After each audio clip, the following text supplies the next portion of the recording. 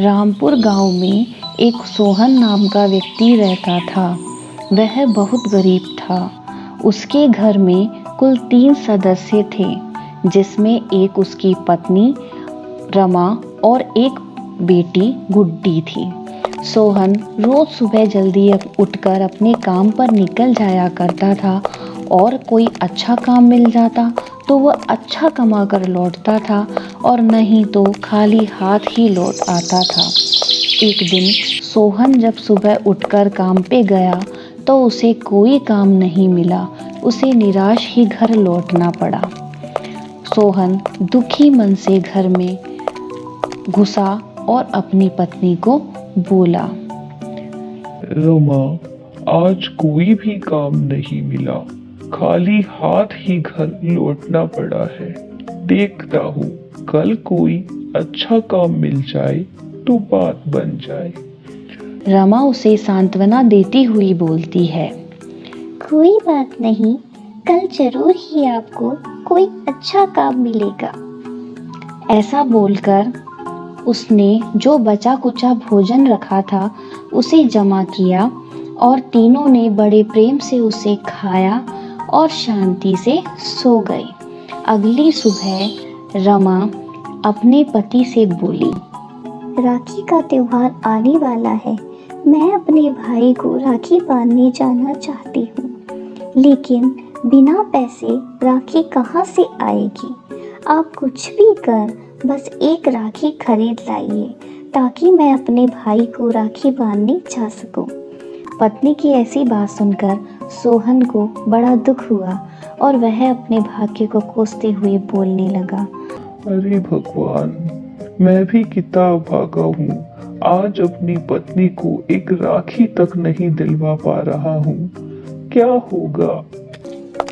यही सोच वह किसी काम की तलाश में अपने घर से बाहर निकल ही रहा था कि उसकी बेटी गुड्डी दौड़ती हुई घर में दाखिल होती है और वह उसे बोलती है, पिताजी, मैंने पड़ोस वाली पिंकी के मोबाइल में देखा था कि एक आंटी घर पर ही राखी बनाना सिखा रही थी। पिताजी, क्यों ना इस बार हम मामा के लिए घर पर ही राखी बनाएं। उसकी बातों को पीछे खड़ी रमा भी सुन रही थी। उसने भी अपनी बेटी की बातों से सहमति जताई। बस फिर क्या था, सोहन की बेटी गुड्डी अपनी सहेली पिंकी का मोबाइल ले आई और दोनों माँ बेटी ने उस मोबाइल में जैसा जैसा बताया गया था उसको देखकर राखी से संबंधित सामानों को जुटाना शुरू किया। उन्होंने अपने पुराने सामान में से छोटे छोटे धागे, मोली, कतरनी, चमकीली पन्नी, कांच के टुकड़े, जितने भी सामान जो उस राखी को बनाने में काम आने वाले थे जुटा ही लिए। और फिर तीनों, सोहन, रमा और गुड्डी, तीनों ने मिलकर थोड़ी ही देर में सुंदर सुंदर 3-4 राखियां बना डाली। जब रमा राखी लेकर अपने भाई के यहाँ गई तो उसका भाई इतनी सुंदर राखी देखकर बहुत खुश हुआ और बोला, क्या बात है जीजी, इस बार तो बहुत सुंदर राखी लाई हो।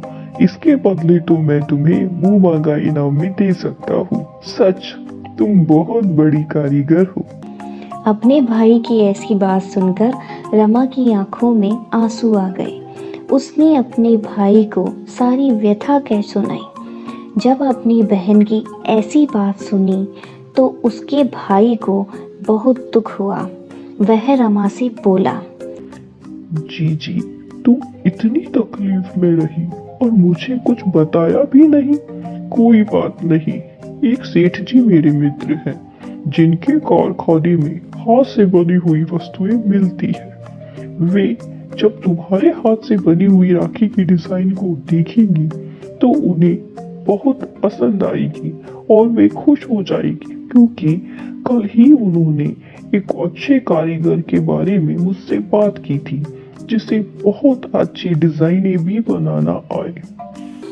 अगले दिन वह अपने जीजाजी को साथ लेकर सेठ जी के पास गया और उन्हें जब राखी की डिज़ाइन दिखाई तो सेठ जी को राखी की डिज़ाइन बहुत पसंद आई। उन्होंने सोहन को बोला, भाई राखी की डिजाइन तो तुमने बहुत अच्छी बनाई है, पर अब क्या है, राखी तो गई, अब तो ये अगले वर्ष ही आएगी, तो तुम इसके अलावा और भी कोई अच्छी डिजाइन वाले सामान बनाना जानते हो? सोहन ने तुरंत हामी भर दी। बस फिर क्या था, सेठ जी ने सोहन को कुछ एडवांस पैसे दिए और कुछ कच्चा सामान दे दिया। सोहन बहुत खुश हो गया। उसने अपने साले का धन्यवाद किया और घर आकर पैसे अपनी पत्नी रमा के हाथ में रख दिए। जब रमा ने इतने पैसे अपने हाथ में देखे तो उसकी खुशी का कोई ठिकाना न रहा और उसने सोहन से पूछा, तो क्या आपकी सेठ जी से बात हो गई है? क्या अब हम अच्छे से काम कर सकेंगे? क्या अब कभी हमारे ऐसे दिन नहीं आएंगे? सोहन ने अपनी पत्नी को सेठ जी से हुई सारी बात कह सुनाई। रमा मन ही मन अपने भाई को लाख दुआएं देती हुई बोलती है, सच आज साबित हो गया कि रक्षा सूत्र में काफी ताकत होती है। आज मेरे भाई ने इस रक्षा सूत्र के प्रेम के बदले मेरे सारे दुखों को दूर कर दिया। भगवान ऐसा भाई तू सभी को देना। इस तरह दोनों पति पत्नी खुशी खुशी अपने काम को करने लगे और धीरे ही धीरे उनका काम इतना फैल गया कि आसपास के लोग भी उनको अच्छे डिज़ाइनदार कारीगरों के नाम से जानने लगे और जितना उनके पास पैसा आया उस पैसे से उनकी आर्थिक स्थिति अच्छी होने लगी और उन्होंने गुड्डी का भी एक अच्छी स्कूल में दाखिला करवा दिया और उनका जीवन खुशहाल हो गया।